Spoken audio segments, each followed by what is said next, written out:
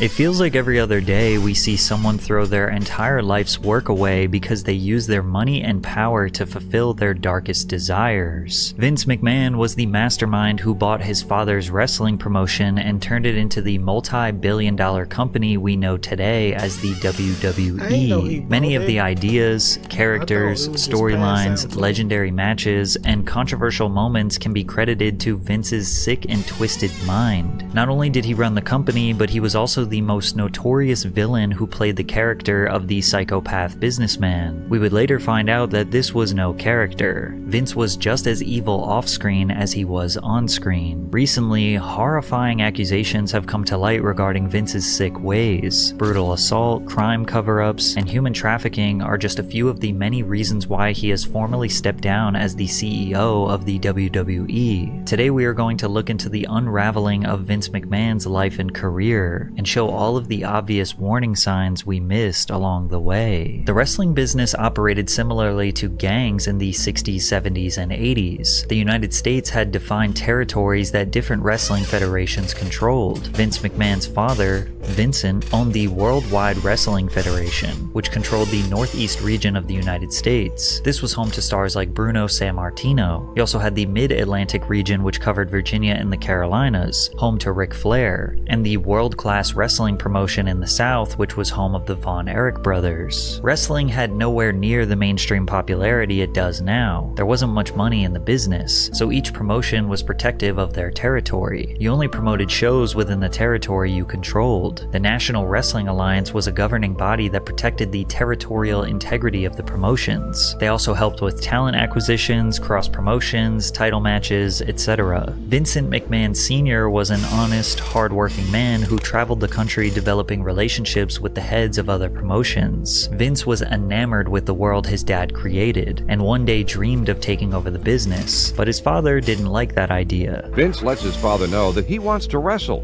His father is adamantly opposed. He wanted me to have a more secure future. He wanted me to be an accountant or an attorney or something like that, and I really wasn't cut out for any of the above. In 1972, his father finally gave him an opportunity to be a promoter all the way in Bangor, Maine, one of the smallest and most difficult places to generate excitement and revenue. So Vince Jr. came up with the genius idea of taping the matches and shipping those tapes across state lines to get people to start watching wrestling on television. Some people looked at this as undercutting or stealing from other territories, but over the next decade, Vince helped his father bring the business to new heights, bringing in stars like Muhammad Ali and tripling their television ratings in the region. However, the landscape of wrestling would shift dramatically when in 1982 his father was falling deathly ill from cancer. He wanted the WWF to remain a Northeast promotion and control the New York City area, but Vince Jr. had big dreams of becoming a national promotion and establishing a global presence. He bought the company, and shortly after, his father passed away. Now Vince was on a warpath to infiltrate every territory and take their business. But before we dive deeper into Vince's evil plan, it's becoming more difficult to protect yourself online. Scammers are becoming more sophisticated, and it's almost impossible to keep yourself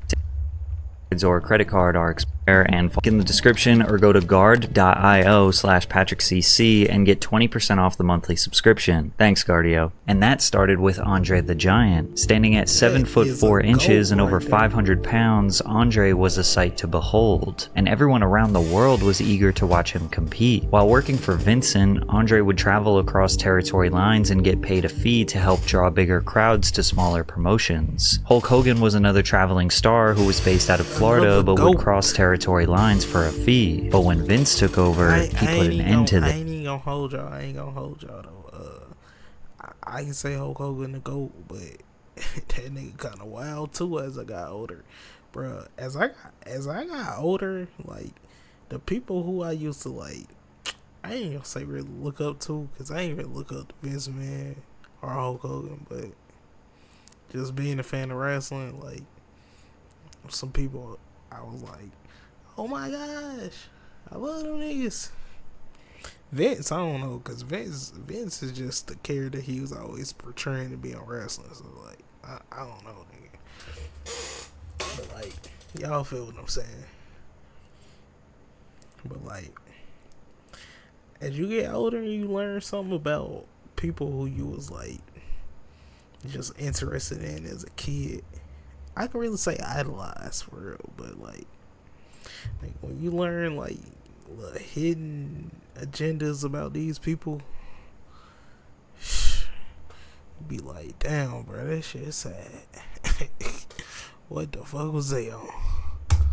This. Wrestlers signed to the WWF would only be able to wrestle for the shows he controlled, which was basically every state from Pennsylvania to Maine. This business practice is extremely common now, as you never see a football player jump from one game in the NFL to one game in the XFL, or a fighter have one match in the UFC, then a fight in Bellator, then back to UFC. They sign exclusive contracts for a certain number of matches. But back then, Vince's business practices were considered destructive to this industry. He began signing top talent from all territories to exclusive contracts with the WWF. Some of those wrestlers included Andre the Giant, Hulk Hogan, Rocky Johnson, Roddy Piper, Bret Hart, Mr. T, Randy Savage, The Ultimate Warrior, Ricky Steamboat, just to name a few. Vince started the Atlantic and Pacific Wrestling Corporation by partnering with Mike LaBelle in Southern California. Then he purchased Mike's shares of the company in 1982, which gave him full control of New York City, Philadelphia, and Los Angeles. To continue his dominance, he used his relationships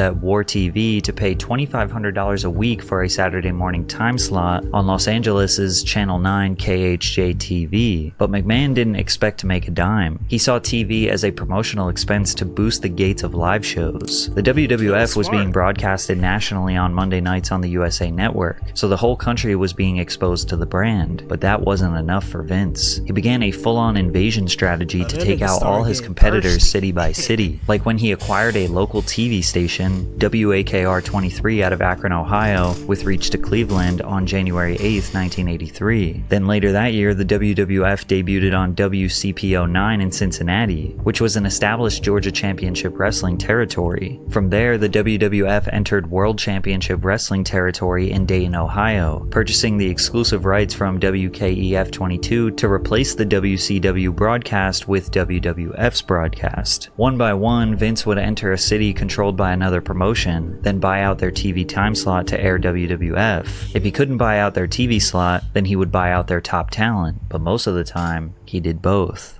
On an infamous day now known as Black Saturday, I'm not cheering on nothing that this nigga done did, but look, that right there, that type of promo skill that he had, that type of strategicness that he had going on, I applaud that. That was good. He just put a little strategic bone into my body, and it just made me think like, nigga, if you can outshine the competition. You ain't gotta like overshine them, but if you can overshine them, go ahead and overshine them niggas.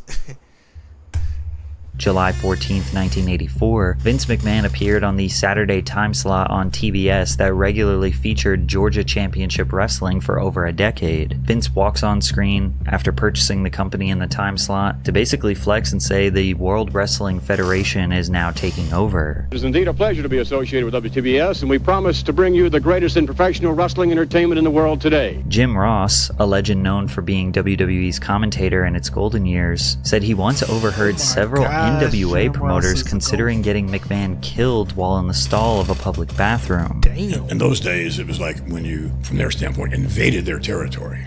It was like, well, okay, them is not just fighting words. It's like there's so many times when people threatened me, and it was like I can see last that guy he said, well, invaded if you want to take credit for it, you better get me quick. Now, it can't be confirmed if this was a serious consideration or tongue-in-cheek, but it can't be denied how much men like Jim Crockett, Bill Watts, despised Vince for taking away their livelihoods. However, others just look at this as natural competition. America was founded on capitalism, and you should not get comfortable as a business person, because eventually someone is going to come and take your spot. If you don't adapt, you die. And by 1988, Vince McMahon... That is true. Bro, if anything I have learned making content is that, for one, I say this to people all the time. I say this to myself. I say this to y'all sometimes. It is hard to make it as a reactor in the content world, bro. You know how many people do this? You know how many flights? I ain't even gonna say how many flights, because there's only one. You got flight, You got Ziz and B-Lou. They not really out there like that, how they used to be, but you got Ziz and B-Lou. Nigga, you got Kai and them. Nigga, just the AMP people, nigga.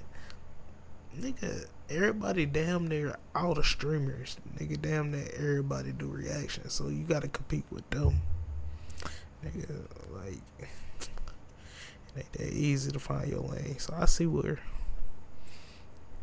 yeah, I see he was just trying to find his lane, though. But bro, when you in a competition with a whole bunch of other people, and they might be doing better than you, nigga, it's gonna be hard to find your lane, especially when there's multiple people in that. They say they in that same little space as you. You got to think creatively. You got to be strategic. You got to just think of something different from them. Like I said, to help you shine.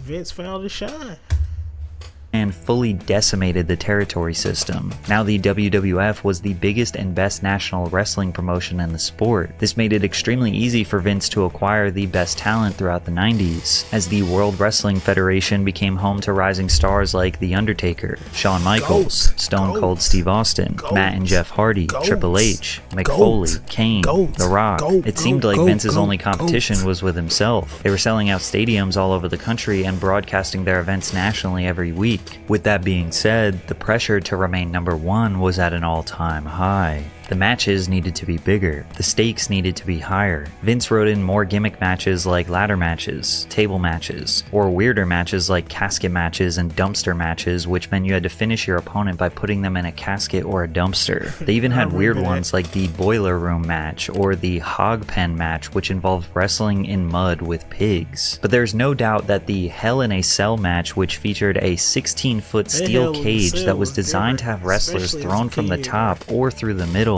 was the most electrifying way to watch two people wrestle. It didn't matter that it was fake, because those guys were actually putting their body and their lives on the line for our entertainment and Vince's money. It was only a matter of time before one of those high-flying stunts ended in disaster, and in 1999, at Over the Limit, that's exactly what happened. Owen Hart, who was portraying a superhero called the Blue Blazer, fell from 90 feet in the air during a botched entrance stunt where he was flying over the crowd into the ring. After the fall, he suffered internal bleeding and passed away right there in the stadium. They even announced his death on the show, but Vince said the show must go on, and they proceeded to finish the event like this extreme tragedy did not happen. I have the unfortunate responsibility. See, I never knew, like, even after all these years, I knew how he passed away and stuff. I ain't know Vince was like, bro, the show gotta go on, bro. That's wild. But I can say, bro, in industries like this, like where you got the sports industry and all that, bro, 9 times out of 10, you see how, like, if they get injured or something, the show must go on, bro. I think that's something that they can't really say no to, because for one, they in a contract and it's being televised, so like I don't think they can really, like, I know it's like that's a death matter right there. That's a we need to cut the cameras off matter right there, but I think he can't really say no in the situation. Even like with sports players, or like I just said, like how you can get like crazy type of injured, and they'll still put you back on the field, or put you back on the court, or whatever the case may be. Damn. Let everyone know that Owen Hart has died. Vince doubled down on his decision to continue the show in an interview in 2001 with Playboy. If you could do it over, would you still hold the show that night? I just guessed that it was what Owen would want, so you'd do it again? I think so. Vince did not just portray a character of a ruthless businessman. That is who he was. But it proved to be the right path to success. 98 and 99 was their peak in terms of ratings and overall viewership, averaging multiple millions of viewers per episode. By the early 2000s, the WWF was generating $500 million million in revenue each year. The high-intensity matches did not stop. However, the late 90s and early 2000s definitely saw a shift to more in-depth storytelling, which brings us to the infamous Attitude Era. This era is defined as the most ruthless, chaotic, over-the-top violent, and edgy time in WWE history. Scripts were changed the day before, the day of, or even in the ring. The wrestlers were rugged, rude, and in your face. And Vince found himself at the center of these stories because what is more anarchist than beefing with your own boss? Vince portrayed the character of a manic, power-hungry, yet also kind of pathetic CEO of the company. His rivalry with Steve Austin, which began in '97 after Austin hit his boss with a stunner, drove ratings through the roof. This beef was insane. Austin once held McMahon at gunpoint in the ring, although the gun was fake. He drove down the ring with a beer truck and sprayed Vince down with a fire hose of Coors. He even snuck into the hospital where Vince was injured and beat him up on the bed. This all culminated with Austin having a full-on match against Vince and his son Shane. This storyline set the tone that Vince being intertwined and involved with the lore was good for business. Then again, bro, I'm not gonna lie. When I first heard about all this, cause I don't watch wrestling no more. Like, I probably started watching wrestling like middle school, somewhere in there. Probably like towards the beginning or the middle of middle schoolish. But bro, when I found out just like all this stuff, like even listening to podcasts, like just even being on YouTube or wherever, like I heard this from Shade Room. I heard it from a lot of sources. So like, yeah, but nigga, this wasn't really that shocking to me being a fan of wrestling. Like, nigga, I'm gonna tell you what made this not shocking. When he faked his death on WWE, I had to go back to that moment. And nigga, if you remember, you remember. Y'all remember he faked his death when the limousine blew up. If you was there, you know. But nigga, when that happened, that right there gave me all the information I needed to know. Like, this nigga Vince is a sick man, cause he the owner, bro. This nigga done faked his own death for views and ratings. That nigga is sick, bro.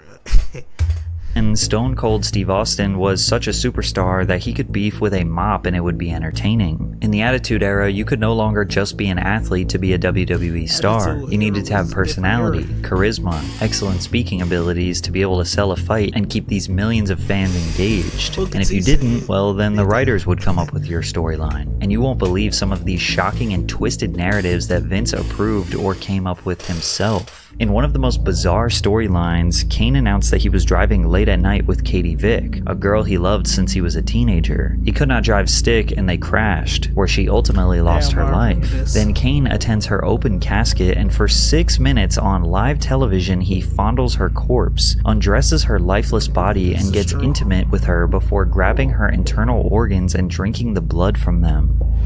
I'm gonna give you what you want. This is so crazy, because as a kid, bro, I remember this. Like, I remember this exact episode. But as a kid, you're not thinking, like, what the hell is they doing, bro? On national TV, nigga, all of us can see this. We chilling. This was probably an off day, too, when we ain't have school.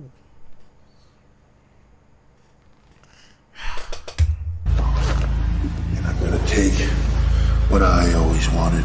Or what about the time when Chris Jericho ambushed Chyna, tied her up in a dark room and began torturing her by beating her with a hammer, which actually broke her thumb so her painful screams were real. Vince was a big fan of humiliation, so he developed the Kiss My Ass Club, where a total of 6 men were forced to get on their knees and kiss his backside in front of millions of people. Most of the time this was to save their job, or just to embarrass them on a power trip. I should also note that Vince gave the world the satisfaction of being humiliated as he scripted himself getting his face shoved in Rikishi and the Big Show's backsides. Now most people like to default to all of this being entertainment. Like, sure, they push some boundaries, but it's all fake, right? But I ain't gonna lie, bro. I be saying this to y'all all the time, bro. I done had so many people tell me what to try out and what not to try out on this camera here just to get views. And, like, I have never told them I ain't even gonna lie. I ain't gonna say I never told them. Some of them people, I done been like, nigga, hell no, I'm not doing that, nigga. I'm not about to, no, nigga, not for no views, nigga, nah. I don't care about views that bad, nigga, nah. Nigga, it's always been a thought back of my head, though, like, I'm not doing that shit, nigga. Hell nah. But, like, bro, when it come to, like, views and stuff, bro, you gotta bring on a certain type of entertainment and excitement that's understanding. Even with me, like, y'all done seen, I done switched up my content, like, several times. That's just me trying to find, like, what sticks for me. But y'all ain't never seen me, like, even on vlogs where I'm, like, showing me. Y'all ain't seen me, like, do nothing out of the ordinary just for some clicks and views. So it's like, yeah, nah. Even on certain videos, and I told y'all, like, just be yourself and the views gonna come. Have fun though. You can be on some joking type vibes. Like, I've been a couple times on some videos where I done been on some joking type vibes. It might have been some times where I done tried to click for them, but like,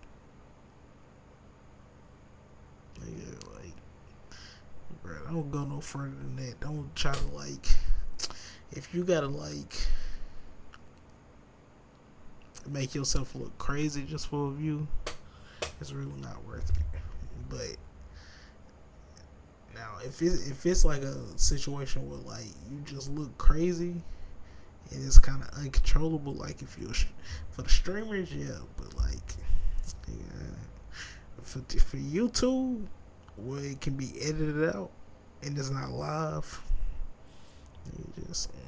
you gotta go too crazy, nigga. But as time went on and wrestlers spoke about their behind-the-scenes experiences and Vince McMahon being accused of sexual assault and trafficking women, some of these storylines felt more like a glimpse into the reality of Vince McMahon's private life. Vince often used his daughter, Stephanie, for his dark storylines, probably because her loyalty convinced her. Oh my gosh, bruh, that even makes sense now, bruh. That's why that would make sense why Stephanie is probably the only one that's still in wrestling. Even though, like, her husband owns WWE now. Like, it would make sense why, like, her brother and nobody else is on the show. Like, how they used to be on the show. Because this nigga was basically telling us his life story, but adding some twist to it. Nigga. That is crazy. It makes sense, though. As the kid that used to sit here and watch this, it makes sense. Damn. Her to never say no to him. Like when she was going to get married in the ring to her fiance Test, only for Triple H to interrupt the wedding with a video of himself drugging, kidnapping, marrying, and then sleeping with Stephanie while she was unconscious, which led to this infamous promo. Come on out, you rapist! But Stephanie was the subject of another kidnapping, this time by The Undertaker, who brought her out tied on a crucifix-like structure before one of his disciples began ordaining the marriage. In a promo that fans now believe is more of an admission of Stephanie's reality, she says that Vince trafficked his own daughter. Stephanie also admitted that he attempted to push an incest angle. My dad did approach me about wanting to be the father of my baby in a storyline for TV, which again is only the second time I've ever actually said no to him for something he wanted to do. And that one was just a little too gross, actually. It's completely disgusting, and I don't find the entertainment value in it at all. But that didn't stop her from kissing him on the mouth. Damn, they did. Yeah, I'll think about it. But Vince just could not stop coming up with tropes that involve men preying on women. Vince came up with a storyline for Diamond Dallas Page to stalk The Undertaker's wife. DDP says to this day he regrets agreeing to be a part of this narrative. What I should have done was shook everyone's hands and said, I love the idea, but not for DDP. A few years later, this is what Vince said he was going to do to The Undertaker's wife and kids. You don't realize what I'm gonna do, do you? Terrorists are gonna burn down The Undertaker's house. Yeah. Huh? His children are gonna be kidnapped. His wife. Paul Heyman looking at this nigga like, hell nah, nigga. Shit right here, this ain't no joke. This ain't no gimmick. You serious, nigga. You serious. Nah, this nigga Vince was wild. This nigga was definitely, yeah, you gotta watch out. The Quaalude nigga. He's gonna be right by a motorcycle gang right in front of the Undertaker. That's the plan I want implemented, damn it. Finally, Vince was able to find a woman who could take his twisted ideas to a whole new level, as he scripted himself a mistress, Trish Stratus. Trish played a character of a woman who slept with the boss to advance her place in the company. At one point, they even wrote that Vince's actual wife, Linda, was so ill she needed 24-hour nursing care and was on copious amounts of drugs. He then brought her out in front of the entire world to make out with Trish right in front of his wife. Vince was brutal towards his wife. He even wrote in a scene where his kids repeatedly slapped their own mother to sell a promo. Whatever it takes to get ratings, right? And even though Trish was doing everything she could to advance her place in the company, it wouldn't be long before she was the one who would get humiliated, as he once even stripped her down in the ring and forced her to bark like a dog. He even tried to get her to join the Kiss My Ass Club. Oh, I'm gonna unbuckle my belt. But The Rock saved her. Vince's idea of easing up on women was by giving them a new match gimmick, the bra and panties match. This match gimmick was when the female wrestlers would only win the match if they stripped their opponent down to their bra and panties. They also had wet t-shirt contests and spanking matches. Vince was constantly writing storylines where women had to provide him with some sort of sexual favor. How badly do you want to be a WWE superstar? Tori Wilson spoke recently about how she never wanted to play the sexy role and how she tried to convince writers to get her to do more stunts. Fit Finley was amazing putting matches together and just trying to make us look the best he could. Yeah. And I often would ask him if I could please get thrown into the stairs or like crazy, not crazy things, but like, you know, I just really wanted to get hurt. Yeah, there's this like baseball slide into a chair, like it's some part of your Hall of Fame reel. And Bro, they gotta be weird as hell. Imagine showing up to do some wrestling moves and you gotta do some weird out the box shit because your boss is a horny pervert ass nigga that want to just rewatch the tapes and get a hard on. That nigga Vince was weird, cuz. And she got a point, bro. Why are we not getting thrown to the stairs? Why are you spraying me with a water gun, my nigga? And the kids is in the crowd watching this. And the kids is at the crib watching this. Gosh, bro. What the that nigga sick, man. I'm like, oh my gosh. stuff like that. So like I wanted to do more of that, but it was I was like kind of laughed at. Ultimately, being constantly forced to do these raunchy matches and skits that only showcased her sexuality made her despise the business long after she retired. But there's also something about wrestling that has always felt super dark to me, and like I'm just really sensitive to it. So like I say no to a lot of signings because I feel like that dark. Bro, I ain't gonna lie. I ain't gonna keep posing it too much. But like, bro, it's really making me dig into that bag from when I was a kid. Like, bro, when I tell y'all, like, I was a wrestling fiend. Like, bro, nigga, I was a wrestling fiend. Like, me and my brother had every wrestling toy you could think of. Nigga, we watched all the pay-per-views, all the movies, all the shows. Nigga, like, bro, I just sat here and told y'all I remember back to when wrestling was WCW and WWF, nigga. That shows you how much I was a wrestling fiend, bro. But look, that ain't even the kicker right here, bro. When I was a kid, I was so much of a fan of wrestling. I used to go to the library and I used to read the wrestlers' biographies, and bro, in some of them biographies, it was some wild stories. That's why I say, like, the stuff that's coming out today, it's not really shocking. I remember, like, if I can dig back into my kid brain, reading them books, like, just learning some of the stuff about, like, just people who I was looking up to, like, damn. Hey, man. That's why sometimes, bro, you can't idolize everything that you see for real. You really can't. Because, like, you don't know what's going on behind the scenes for real.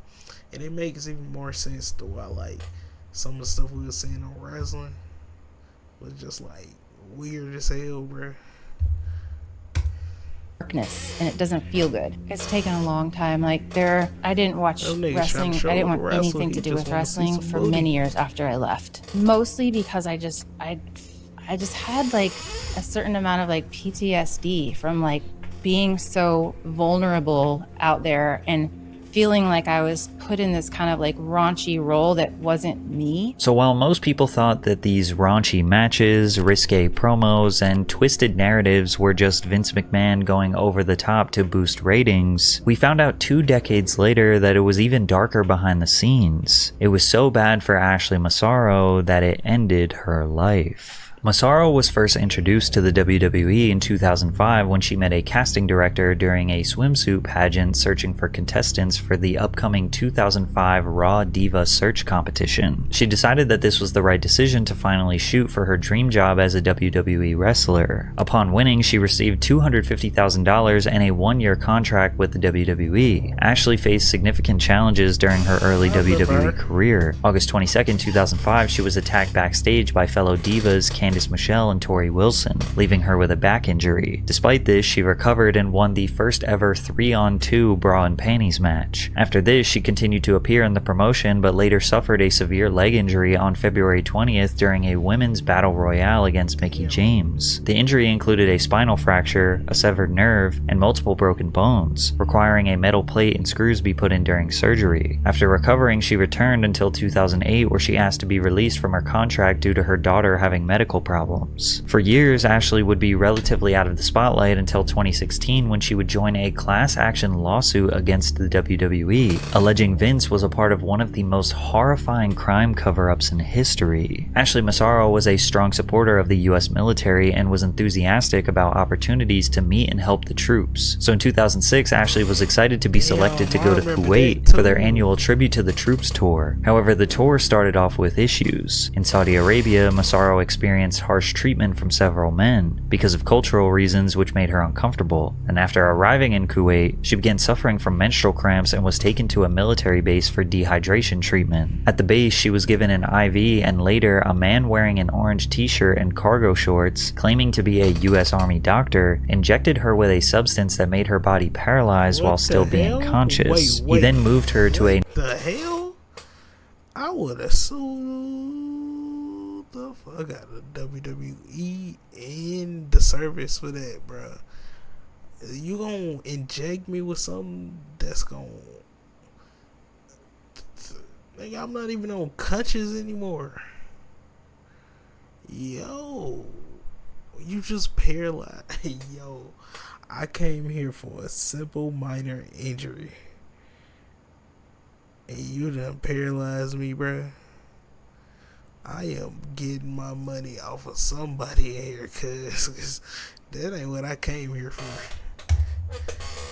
non-treatment room where the man violently R-worded and sodomized her while a woman guarded the door. After returning to the US, WWE's Dr. Rios called a meeting with Ashley Massaro to discuss the incident. She was unsure how he knew about it, but suspected it might have been someone on the tour who reported it. She agreed to tell him what happened as long as Rios kept it confidential. However, Dr. Rios told Vince McMahon, who then brought in executives for a meeting where Massaro was asked to detail what happened in Kuwait. She said, "Vince did at least apologize for what I went through, but then stressed that if I disclosed this incident, it would ruin the relationship between the WWE and the US military. He told me to not let one bad experience ruin..." Nigga, do it look like I give a fuck about y'all relationship between WWE and the military? Nigga, you know what just happened to me while I was out there with WWE and the military? Nigga, telling everybody, y'all counsel, y'all are fried, y'all are done. Yo, bro, people are sick out here, bro. When y'all out here trying to, and this is for the people that's trying to like, just like, I don't know, trying to achieve something. I ain't even gonna say that, just trying to like push on to the next, bro. If you got somebody out here trying to like push you into some risky situations just to move on to the next phase, bro, cut them out the picture for real, bro. Cause that's sick, bro. That's sick. On the good work they were doing. His lack of sensitivity in referring to my ordeal as one bad experience left me speechless. In a filing the next month, WWE called the claim a stale and baseless allegation and denied Massaro had ever reported a sexual assault to anyone affiliated with WWE, saying she had been heard telling others that the doctor had done an inappropriate pelvic exam before a judge dismissed the case in 2018. Less than a year later, Ashley wrote letters back to all of her fans that were sharing love and support for her bravery. Then the next day, Ashley tragically passed away on May 16th, 2019. She was 39 years old and is survived by her daughter. An important statement that Ashley made during this lawsuit was never released to the public until 2024 to back up Vince's new allegations by Janelle Grant, which we'll get to in a second. Ashley's statement said the following: "During my time with the WWE, I had observed Vince McMahon making out with other divas in the locker room, but he never paid any attention to me, and I assumed I was not his type. This changed after my Playboy cover was released. I was fortunate enough to be allowed to fly on the company jet and stay at the same hotels as the executives for a period of time. On one of these occasions, Vince was attempting to get me alone with him in his hotel room late at night, and I felt extraordinarily uncomfortable. He began calling the hotel room phone and my cell phone non-stop. I called Kevin Dunn, a producer, to explain the situation, and he said I should tell Vince I was not feeling well and would see him on TV the next day, so I did. Immediately after that night, Vince started writing my promos for me. Vince does not write promos for female wrestlers. That is the job of the creative department, and he certainly wouldn't have, under any normal circumstances, written a promo for me. But he did, and the promos were written with a clear intention of ruining my career. In addition, after that night, each time I walked by him, he would make vulgar sexual comments that were clearly designed to make me uncomfortable. These claims can be backed up by former boyfriend and wrestler Paul London, who said that Vince was constantly putting predatory pressure on her. Many times when she would be crying to me because Vince was propositioning her to fly on the jet with them. Like Kevin Dunn, Bucktooth Bucky would be telling her that she has to fly on the jet with him, or that he might, possibly, or every now and then, if she was at the, they'd always put the divas up at like the TV hotel or whatever, he'd be knocking on her door and, trying to get her to answer. And it's just like, I'm shocked this Vince stuff is just now coming out. The walls were slowly closing in on Vince McMahon. He was able to escape Ashley Massaro's horrible allegations, but it was only a matter of time before his evil past would catch up to him. In 2022, Vince McMahon agreed to pay more than $12 million to 4 women who were affiliated with the WWE over the course of 16 years. It's alleged that the women also signed agreements which prohibited them from discussing their relationships with McMahon. The settlements include a $7.5 million pact with a former wrestler who alleged that Vince McMahon coerced her into giving him oral sex and then demoted her, and ultimately declined to renew her contract in 2005 after she resisted further sexual encounters. This controversy was enough to make Vince McMahon finally step down as CEO of the company, but in January of 2024, Vince was slapped with another lawsuit, this time jam-packed full of evidence that would make the whole world understand who he truly is. Janelle Grant, a former WWE employee, accused Vince McMahon of abuse, sexual exploitation, and humiliation during his tenure as chief executive. Grant alleged that McMahon lured her with promises of career advancement, but then exploited and trafficked her to other men within the company. Grant first met McMahon in March of 2019 through a manager in her apartment building, where McMahon also lived. She was seeking employment after her parents' deaths. McMahon promised her a job at WWE and showered her with gifts, but the meetings turned inappropriate when one time McMahon approached her in his underwear and pressured her into sexual situations. As such, when McMahon pushed Miss Grant for a physical relationship in return for long-promised employment at WWE, she felt trapped in an impossible situation, submitting to McMahon's sexual McMahon's or facing ruin. Miss Grant feared she had everything to lose and faced negative consequences no matter what happened. In June of 2019, Grant began working as an administrator coordinator in WWE's legal department. After giving her a job, Vince McMahon's sexual demands increased, and he began sharing explicit photos and videos of her with other WWE employees and executives. Despite Miss Grant's expressions of unhappiness and attempts to end the sexual relationship, she came to understand that McMahon expected the physical relationship to continue as a part of her employment. In March of 2020, McMahon began sharing sexually explicit photographs and videos of Miss Grant, including pornographic content he recorded with other men both inside and outside the company. You can even see these text messages of him admitting to doing so. She even tried to express that she did not want an associate named Johnny, aka John Laurinaitis, receiving pictures of her. The lawsuit then goes on to describe not one or a few, but countless extremely detailed situations in which Vince used his power to break her down, exploit her sexually, demand and force her to give herself to him and his associates, whether it was by serving executives during work hours in offices or serving WWE superstars to keep them satisfied and prevent them from leaving the company. Control that can only be described as sexual slavery. If you read this text message, you can see an example of him trying to coordinate a schedule for his associates to take turns with this woman, only for her to respond that she does not want to and for him to keep begging. Multiple other text messages from Vince were shown in the lawsuit where he deeply explains his desire to traffic her to men throughout the industry. As one example of McMahon's extreme depravity, on May 9th, 2020, he defecated on Miss Grant during a threesome, and then commanded her to continue pleasuring his friend with feces in her hair and running down her back. McMahon and his friend actively resumed the threesome,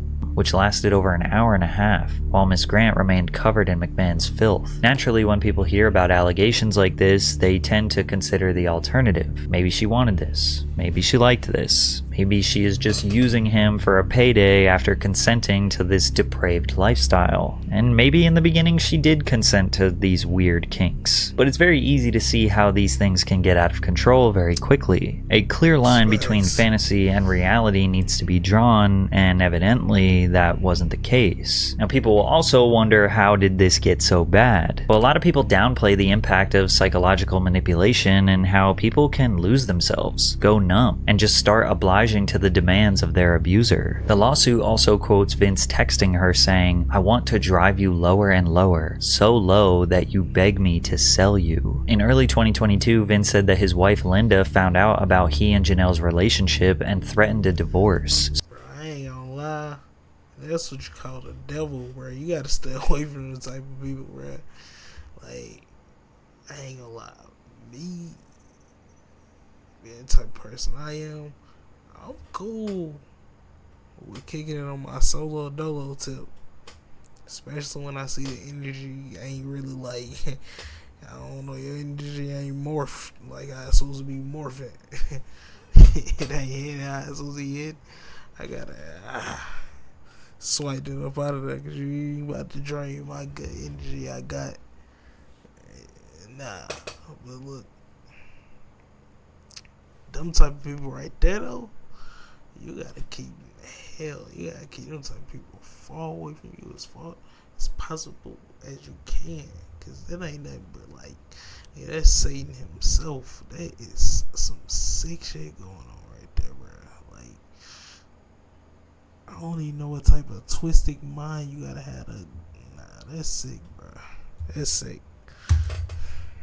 So he stopped all communication with her to save his marriage and avoid a public fallout. He demanded that she sign a non-disclosure agreement in which McMahon agreed to pay her $3 million to keep their relationship confidential. However, after the anonymous tip in 2022 that led to a board investigation and a multi-million-dollar payout to a few women, Vince stopped paying Janelle after the initial $1 million installment. Vince has vehemently denied any wrongdoing. He also put out a statement saying he and Janelle had a consensual relationship that lasted a little less than 3 years and ended in early 2022. He also added that Grant texted him explicit images of herself and messages expressing Yeah, love she for him, colorful, okay, along bro. with her wanting clothes and other gifts. We remain confident the evidence will prove Miss Grant's allegations are false and her complaint is nothing more than a fabricated, vindictive narrative from a disgruntled former girlfriend. But in July of 2023, federal prosecutors executed a search warrant for McMahon's phone and served him with a grand jury subpoena. And it seems like since then, which has now been a year, the feds have been building a case against him. Just a month ago, they asked Janelle if she would agree to essentially put her case on hold while they investigate him further. She agreed. So it seems like any day now the feds could present the world with years worth of evidence proving him to be the exact same depraved, disgusting, abusive, power-absorbed freak he conveyed himself to be on television for the past 35 years. Man, that nigga Vince is burnt out, homie. That nigga is burnt out.